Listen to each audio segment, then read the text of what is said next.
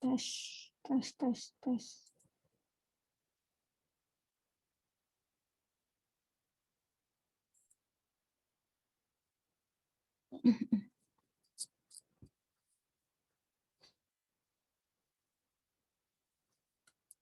Assalamualaikum warahmatullahi wabarakatuh. Pertemuan hari ini ya ini membahas mengenai pondasi Kaesong ya. Pondasi Kaesong, kalau sebelumnya itu pondasi tiang, baik itu tiang bor ataupun tiang pancang. Nah, untuk materi hari ini mengenai pondasi Kaesong ya.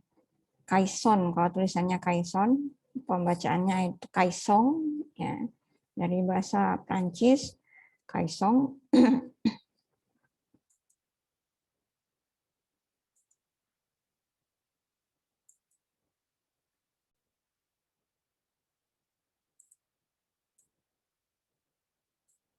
Nah, jadi saya mulai materi hari ini mengenai pondasi Kaesong ya, atau Kaesong Foundation. Jadi tulisannya itu pakai N tapi dibacanya Eng, jadi Kaesong kan. Ya. Jadi pondasi Kaesong ini termasuk salah satu dari pondasi dalam. Kemudian dia digunakan untuk konstruksi skala sangat besar ya, atau skala raksasa. Nanti saya perlihatkan ada video ya. Sebenarnya video ini bisa kalian lihat di YouTube, video mengenai pondasi Kaesong, bagaimana pengerjaan pondasi Kaesong. Kalau yang pondasi bor atau pondasi tiang pancang itu kan kalian mungkin sudah biasa ngelihat ya, atau sudah pernah lihat secara langsung atau tidak langsung gitu kan. Kalau pondasi tiang bor seperti biasa, tanahnya dibor, kemudian rangkaian penulangannya baru dimasukkan, kemudian baru dicor di tempat. Kemudian kalau tiang pancang tiang yang fabrikasi ya, precast, itu dipancang dengan cara dipukul. Nah, untuk pondasi Kaesong dia lebih sangat berbeda ya pengerjaannya. Nah, pondasi Kaesong itu untuk biasanya konstruksi skala besar atau biasanya disebut giant konstruksi atau konstruksi raksasa ya, atau giant building atau bangunan raksasa. Jadi ini pondasi Kaesong. Pondasi Kaesong ini terletak pada lapisan pendukung yang terbenam ke dalam tanah karena beratnya sendiri ya. Jadi dia masuk ke dalam tanah itu karena beratnya sendiri, bukan karena dia dipancang atau bukan karena dia dibor terlebih dahulu, enggak. Jadi dia terbenam untuk masuk ke dalam tanah karena beratnya sendiri. Makanya tadi kan Kaesong ini kan pondasi yang sangat besar ya. Jadi otomatis kalau pondasi sangat besar, dia berat sendirinya juga besar. Dan dengan mengeluarkan tanah galian dari dasar bangunan bulat ya, yang terbuat dari beton bertulang. Nanti ada contohnya. Nah, jenis pondasi Kaesong, ini Kaesong ya. Pertama Kaesong terbuka atau open Kaesong. Yang kedua Kaesong tekanan atau pneumatik Kaesong. Jadi kalau tekanan ini dia masuk ke dalam tanah itu dengan jadi ada semacam jack ya. Jack ini alat penekan ya. Jadi dia ditekan secara bersamaan di setiap tempat. Jadi bukan kalau tiang panjang kan dia dipukul. Kalau ini Kaesong enggak. Nih. Nah, kaisong terbuka atau open kaisong, ini cara pengerjaannya itu bagian tajam dibuat di permukaan tanah. Kemudian ketika pengerjaan tubuh beton telah mendekati penyelesaian, penggalian di dalam kaisong dimulai. Atau paling enggak saya kasih video dulu ya, biar mengertilah apa itu, kebayang itu apa itu si kaisong. 橋の基礎、シールドの立て構、ビルの地下室などの地下構造物の作り方が進化しました。グラウンドアンカーを反力としてジャッキによりオープンケーソンを確実に圧入するハイアック圧入ケーソン工法です。 Nah, ini besi ini sebagai landasannya, ya, landasan untuk menekan. Jadi dia itu, misal kalau dia pondasinya bulat, ハイアックジャッキは節のあるロッドを上下のグリッパで交互に支持しているので、スリップすることなく確実にケーソンを圧入します。一節で37センチ下がり、これを繰り返します。また、ケーソンの急激な沈下の時の対応が容易です。これはハイアックジャッキだけの特徴です。圧入ケーソン工法は圧機などの特別な設備がいらないため工費が安く、内部の土の掘削・搬出が容易で工期が短く、圧入により正確な位置に作ることができます。また、騒音・振動が少なく、周囲の地下水位に大きく影響することもありません。それでは立て構の構築を例として、グラウンドアンカーの設置から手順を追ってハイアック圧入ケーソン工法をご紹介します。ボーリングマシーンによりアンカー削鋼をします。ア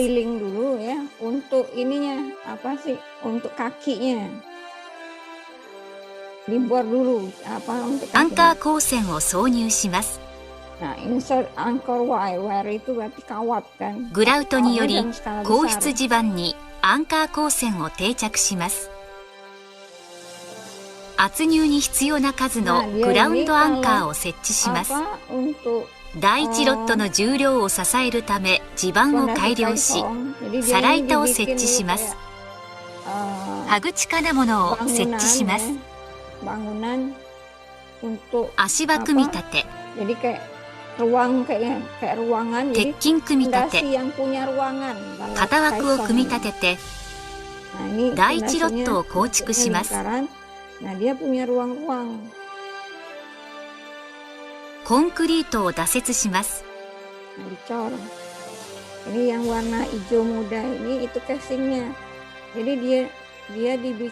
1ロットの躯体が完成しました。グラウンドアンカーにアンカーカップラー、アジャストを取り付けます。躯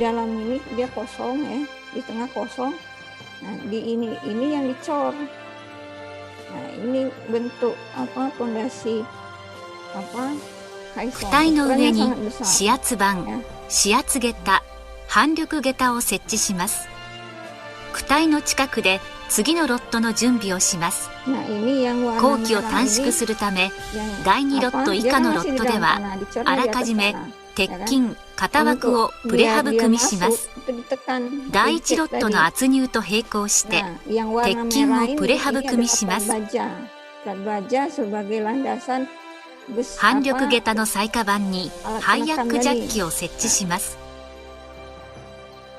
グリッパーロットをジャッキの内側を通してグラウンドアンカーに接続します。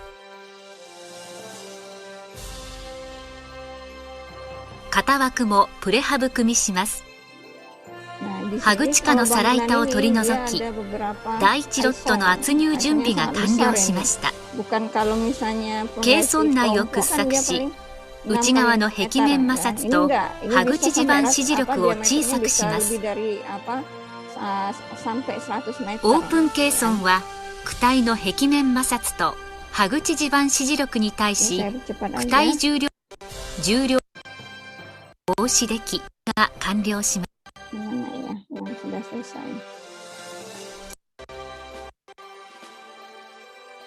ケーソンが着底すると歯口を清掃します。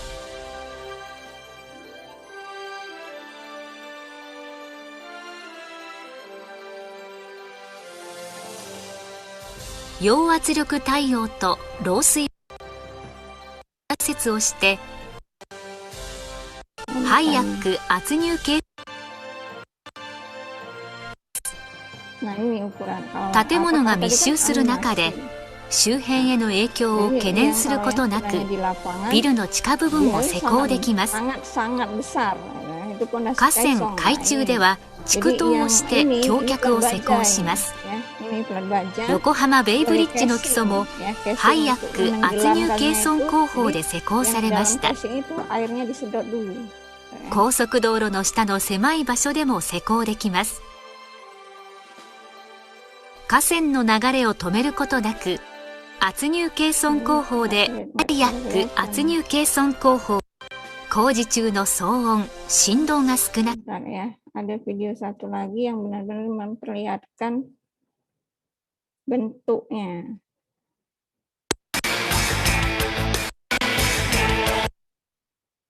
Nah, ini dia pembangunan apa?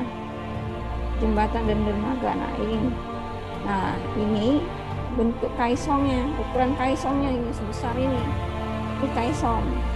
Jadi apa yang membutuhkan konstruksi raksasa. Nah, yang ruang-ruangan ini bukan gedung, ini pondasi ya. Nah, ini pondasi. Ini apa pondasi, kenapa pondasi kaisong itu berbeda dengan pondasi tiang pada umumnya kan? Nah, dia apa ini untuk dermaga ini dia bentuk kan ini pondasinya dia pondasi kaisong, jadi bukan apa dia bukan dipasang dengan tiang enggak. Nah, itu tadi apa untuk pondasi kaisong, jadi biar kalian tahu apa tuh pondasi kaisong. Biasanya dipakai untuk apa konstruksi raksasa ya, tanpa jembatan antar pulau, ini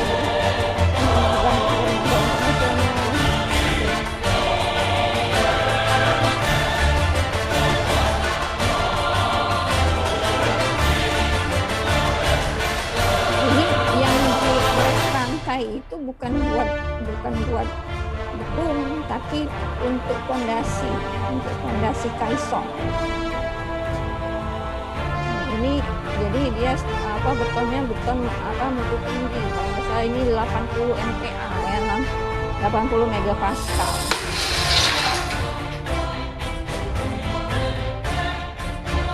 Nah, itu 79,54 MPa. Jadi beton yang digunakan itu adalah beton mutu tinggi. Ya.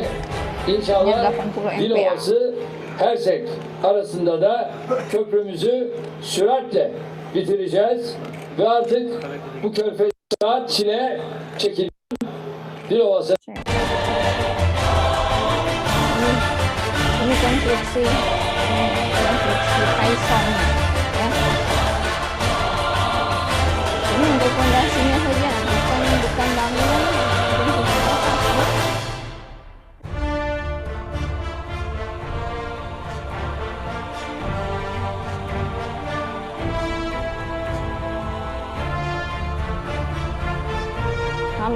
Kalau yang video bahasa Jepang tadi kan kaisongnya bentuknya bulat.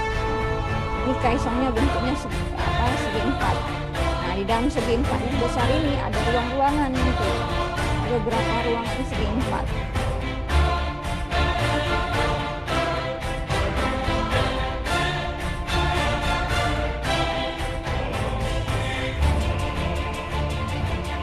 Jadi yang dibangun ini bukan gedung, tapi pondasi kaisong.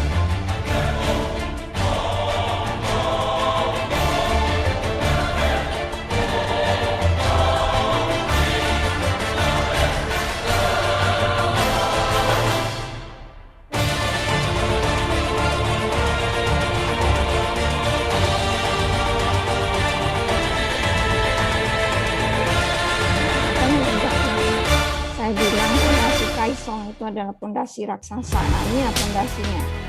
Ya, ini pondasi ini, bukan bukan gedung ya. Ini kenapa gini?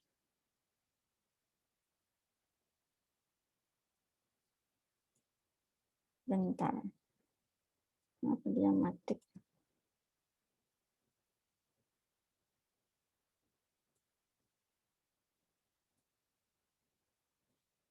Bentar.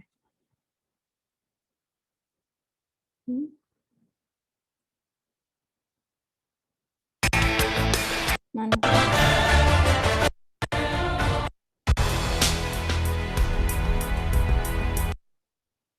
Oh, apa? Videonya enggak apa? Nah, kira-kira seperti itu ya. Jadi pondasi kaisong itu pondasi yang sangat-sangat besar ukurannya, ya. Dia bukan dipancang, ya. Nah, nanti setelah ini dicor ya, dia ditekan. Jadi dia masuk sendiri ke dalam tanah. Karena kan di bawah ini nggak ada tiang, nggak ada penyangga. Jadi dia tenggelam ke dalam tanah itu karena beratnya sendiri. Ya. Nah, ukurannya sangat besar. Nah, ini pondasi kaisong ya.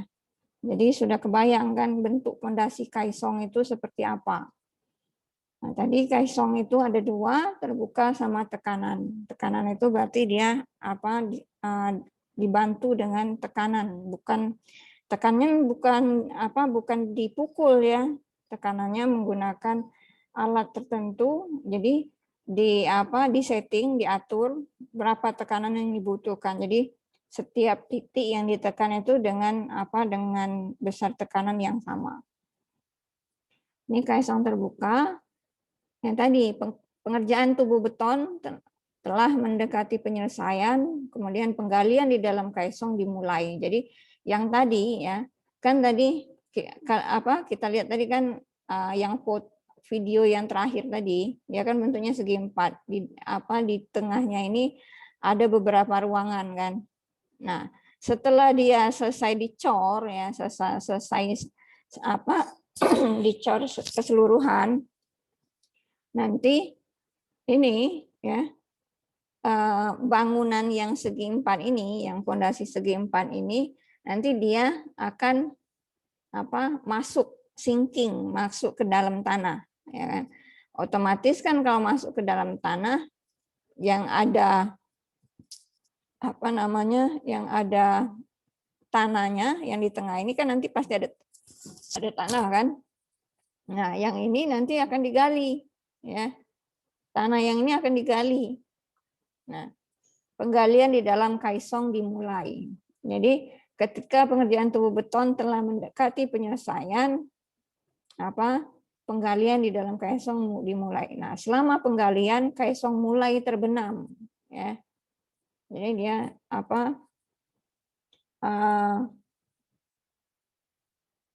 kalau sudah selesai, ya, separuhnya lah selesai. Ya, dia kan itu kan sudah berat ya, dia sudah punya berat sendiri. Otomatis dia sudah mulai tenggelam. Nah, penggalian itu sudah mulai dilakukan ya. Penggaliannya sudah mulai dilakukan.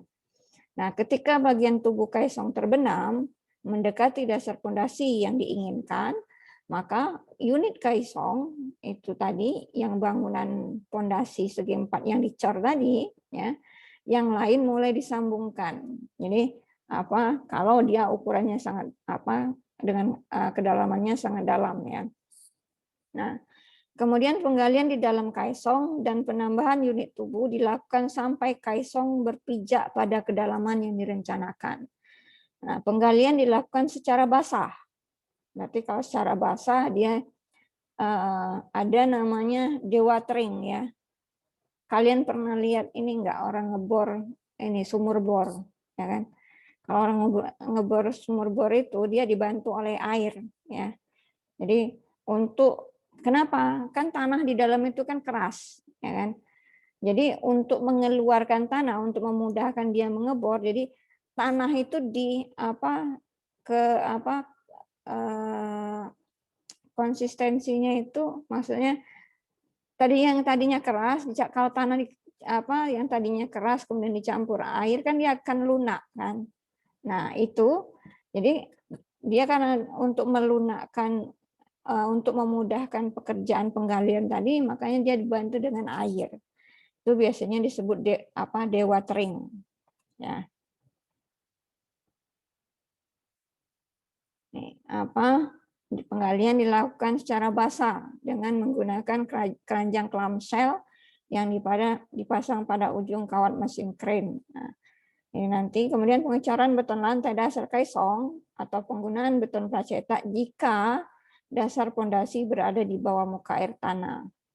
Nah, kemudian pengisian tubuh kaisong dengan bahan-bahan seperti tanah, pasir atau air. Jadi yang ini kan sudah digali. Tadi yang tengah ini digali tanahnya dikeluarkan, ya kan? Setelah selesai ya, yang tanah ini tadi ini bisa diisi dengan tanah lagi ya. Kenapa dia kok diisi dengan tanah lagi? Karena dia menggali ini ya, menggali. Jadi kan waktu kita belajar mekanika tanah ya, tanah itu ketika dia ditekan ya kan, ini tanah.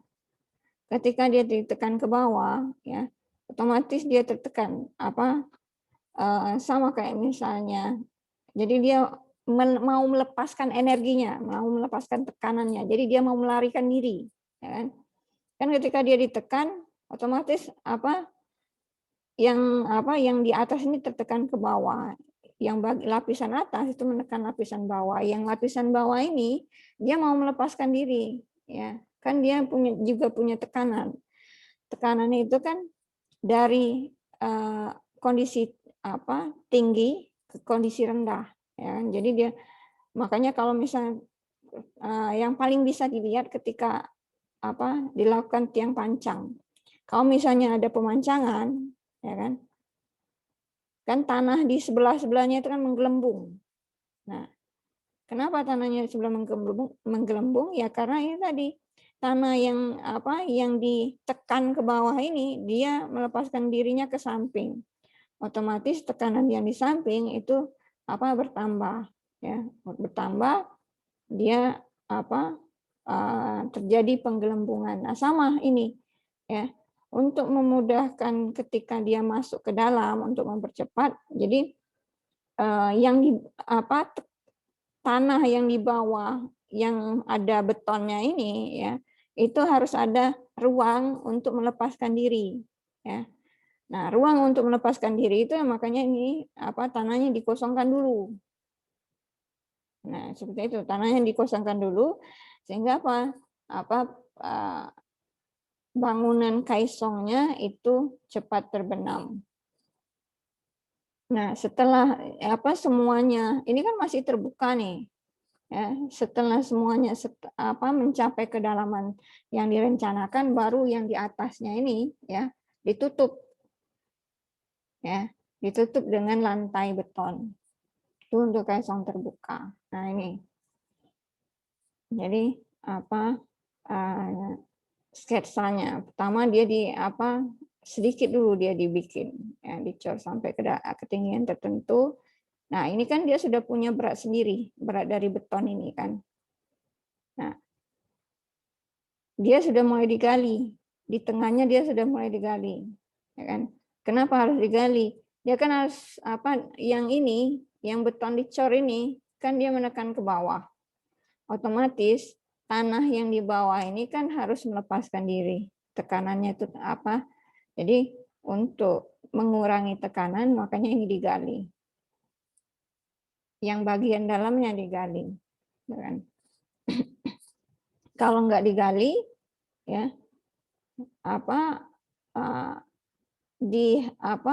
bisa saja ya kalau misalnya tekanan tanahnya lebih besar dari konstruksi, maka konstruksinya akan patah ya. Nah, ini untuk menghindari kegagalan konstruksi, makanya di bagian tengah itu digali dulu. Nah, kalau misalnya sudah sampai kedalaman tertentu, nah ini ya, kan dia sudah masuk kan digali. Yang digali itu bagian tengah, bukan di bawah ini yang dicor, bukan bagian bawah betonnya, ya. Yang bagian tengahnya, tapi yang bagian tengah ini penggalian bagian tengah ini untuk mempermudah yang beton ini turun. Ketika dia sudah turun, dia disambung dengan dicor lagi ya bagian atasnya ya. Nah, sampai kedalaman tertentu. Nah, ya. Ketika dia sudah mencapai kedalaman tertentu, yang bagian alas ini dicor atau dia menggunakan, kalau dia di bawah muka air tanah, misalnya muka air tanahnya di sini, maka beton alasnya itu menggunakan precast. Jadi sudah dicetak duluan ya. Sudah dicetak duluan di di atas permukaan ya. Atau biasanya dia lebih banyak itu dicor ya. Lebih banyak dicor. Kenapa? Karena ini kan sudah tertutup ya. Otomatis air itu kan sudah tidak bisa masuk. Nah, ini. Nah, setelah mencapai kedalaman tertentu, bagian atasnya baru ditutup. Tadinya kan terbuka seperti ini. Dia dicor lagi. Nah, sebelum dicor itu diisi dengan pasir. Kalau ini dia diisi dengan pasir. Ya. Jadi pasir ini fungsinya apa? Ya, pasir ini fungsinya untuk menjaga keseimbangan ini dinding ini tadi. Kan dinding ini kan dapat tekanan dari dari samping, tekanan lateral. Nah, untuk mencegah dinding ini untuk tidak bergerak, ya, kan ini kosong tadinya. Makanya dia diisi oleh material. Nah, ini dia diisi pasir. Boleh diisi selain pasir, ya boleh diisi dengan tanah. Itu. Ini untuk kaisong terbuka. Kemudian kaisong pneumatik, ya. Nah, awalnya ini. Jadi dia bentuknya ini. Bentuknya Nah, pertama bentuknya ini. Ya, dicor bentuk seperti ini. Ya. Nah, bagian tengahnya itu ada kayak lubang. Ya, jadi biar orang bisa masuk. Ya kan? Ini ada orang nih. Ya, nah, orang di bawah ini dia melakukan penggalian. Galian tanahnya itu pakai bucket. Bucket itu keranjang, ya. Jadi keranjangnya nanti, jadi dia gali tanah dimasukkan ke bucket, nanti bucket ini yang dihubungkan dengan crane, ya. Crane itu dia akan mengangkatnya keluar. Nah, sama nih. Sampai kedalaman tertentu. Ya.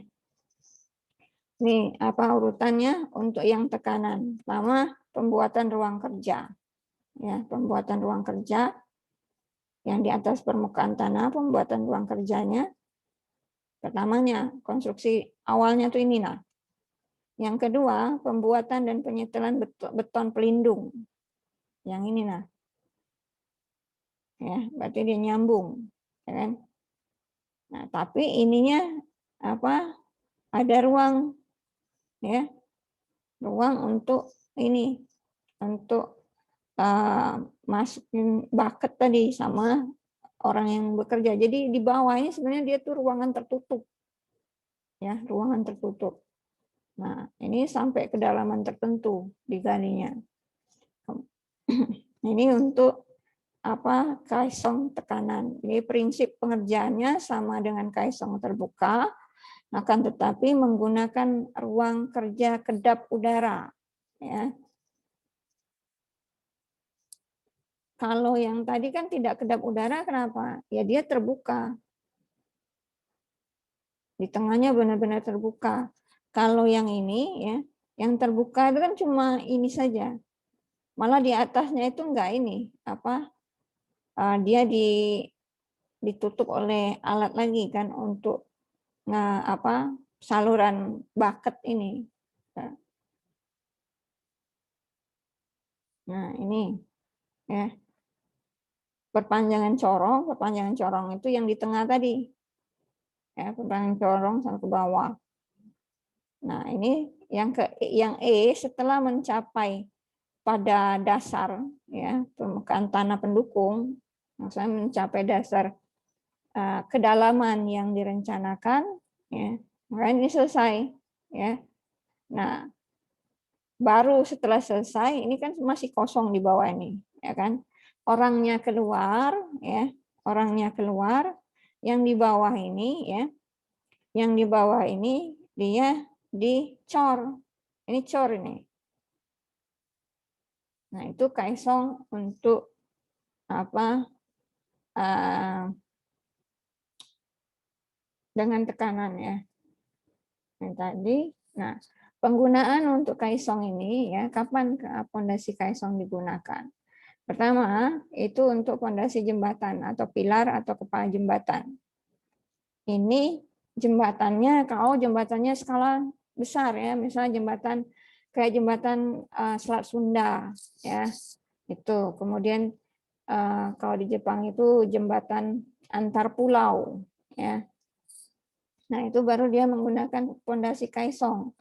Kemudian pondasi pintu, pondasi pilar jembatan. Kalau kayak yang di mana ya, yang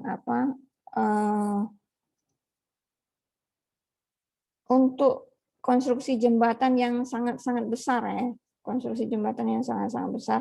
Atau misalnya konstruksi dam, ada dam raksasa.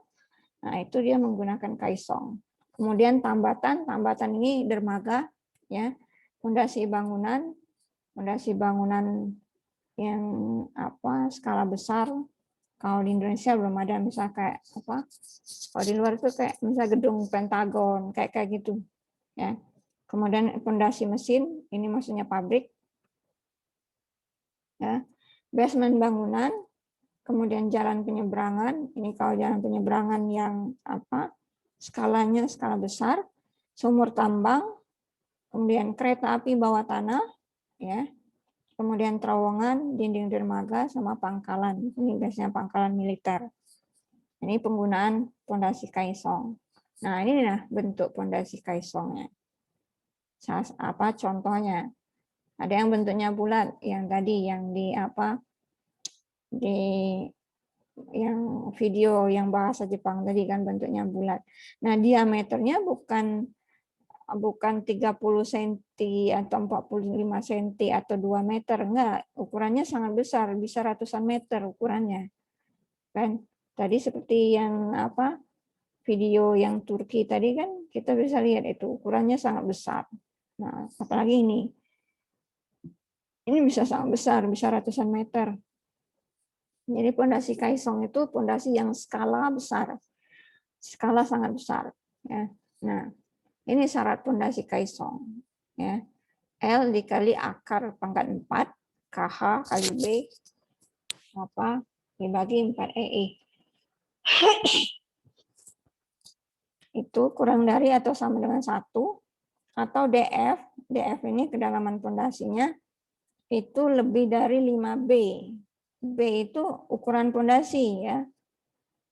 Kalau pondasinya misalnya ini 50 meter atau misalnya 250 meter, berarti DF-nya itu harus lebih dari 5 kali 250, berarti lebih dari 1250 ya kan? Ini. Jadi DF-nya harus lebih dari 1250 meter. Nah, kalau kedalamannya sudah lebih dari 1250 meter, ini berarti biasanya dia lepas pantai. Ya, lepas pantai. Berarti di tengah laut. Nah, ini syarat untuk kapan pondasi kaisongnya digunakan. Nah, untuk syarat pembebanan, WC plus WW, kemudian harus lebih besar dari U plus F plus Q. WC itu berat sendiri, WW itu pembebanan, ya. F itu gaya penahan geser, Q itu reaksi tanah pada ujung kaisong, ya. Itu 1 ton per meter. Atau bisa menggunakan ini. Ini untuk syarat pembebanan. Nah, ini KH-nya dapatnya dari mana? 0, yang ini dipakai, tinggal menggunakan rumus ini. Ini kalau kayak kaisong ya. Atau Yang tadi horizontal, ini vertikal. Nah, daya dukung pondasi itu pada dasarnya sama ya. Ini nah. Dia tetap pakai ini ya. Jadi tetap pakai yang rumus apa CNC plus QNQ plus apa setengah B gamma N gamma. Ini tetap digunakan. Ini karena ini teori dasarnya, teori dasar pondasi. Mau itu pondasi dangkal atau pondasi dalam, dia tetap baliknya ke sini. Tinggal nanti ya, kalau kayak yang kemarin itu dia cuma pakai ini saja. Tapi tetap rumusnya CNC gitu kan. Atau dia pakai dua ini ya. Dia nggak pakai ini karena ini tapak, dia nggak dipakai. Jadi daya dukung izin itu balik-balik apa rumusnya tetap sama. CNC plus QNQ, nah plus setengah B dikali gamma N gamma. Q-nya ini, Q itu adalah gamma dikali DN. Sama aja ini. Jadi nggak berubah daya dukungnya, tinggal sekarang ya C-nya berapa, terus gamanya ini berapa. Kalau misalnya ini tadi ya, nah ini dengan kedalaman 1250 meter, gamanya kan itu mungkin ada berlapis-lapis gamanya. Malah gamanya kalau misalnya dia di laut ya misalnya ini kayak misalnya ini air laut ya, baru di sini apa tanah, ini berarti gamma air ya kan, gamma air laut. Nah, kemudian di sini baru gamma solid. Jadi ini apa pengerjaannya sama, maksud saya pengerjaannya tetap sama, rumusnya sama, tinggal C-nya berapa, MC-nya berapa. Nah ini ya, daya dukung izin vertikal ini kan sama ini. Ya. Ini kalau tanahnya berlapis, ya. Ini ada gamma 2. Kemudian, nah ini balik ke sini, atau bisa pakai rumus yang ini, ya. Rumus pondasi tiang, yang apa daya dukung ultimate-nya. Ini kan bedanya kalau tiang kemarin, tiang pancang atau tiang bor QU itu sama dengan QP plus QS kan. Nah ini QP kemarin itu ya apa QU dikali AP. AP-nya ini adalah luas penampang pondasi tiang. Nah lihat ini ya. Di sini QB ini QB itu QU dikali AB. Ya. AB-nya ini luas penampang kaisong. Jadi kalau penampang kaisongnya besar seperti ini ya. Nah, tinggal sekarang ini berapa B-nya? Ini L, berarti apa AB-nya berapa? B dikali L kan. Kalau misalnya dia ini, nah kalau yang luas penampang ini, kan ini ada diameter 1, ada diameter 2 kan. Jadi yang diambil yang mana? Nah, yang ini saja. Kalau ini ada apa diameter 1, yang ini diameter 2, kan kalau A1 berarti apa? 1/4 V D1 kuadrat. A2 itu adalah 1/4 V D2 kuadrat. Ya. Kalau dia terbuka. Kalau dia tertutup, ya tinggal ini. Berarti yang ini yang digunakan. Nah, luas lingkaran. Nah, kalau elips, tadi kan ada elips. Ya, lihat bagaimana cara menghitung elips. Nah, ini. Jadi tetap, nah ini QS. QS-nya sama, FS dikali AS. Ya kan? Kalau yang kemarin kan ada metode alfa, metode beta, sama metode lambda kan. Nah, FS-nya. AS luas selimut. Sama kemarin, kalau luas selimut berarti apa? Luas selimut itu, keliling, ini ya, keliling kalau dia segi 4 berarti keliling segi 4 berapa? 2B plus 2L kan. Nah, dikali ya. Kedalamannya, D-nya, DF-nya berapa? Kedalaman pondasinya. Kedalaman pondasi kaisong. Itu luas selimut. Nah, Fs faktor gaya gesek. Ini kemarin kan ada alfa, beta, lambda. Nah, jadi sama saja sebenarnya. Sama dengan rumus-rumus sebelumnya, cuma sekarang berbeda. Yang bedanya di mana? Di AB. AB dia pakai luas penampang kaisong, ya. Ini saja yang membedakannya. Nah, terus PO-nya apa? PO itu gamma dikali Z, ya. Kalau misalnya tanahnya berapa lapis, berarti ada gamma 1 kali Z1 plus gamma 2 dikali Z2 dan seterusnya. Nah, ini kalau ini rumus secara umum ya. Nah, ini kalau dia kaisongnya bor. Ya, di bor itu maksudnya dia di bor hanya sedikit saja yang dibor.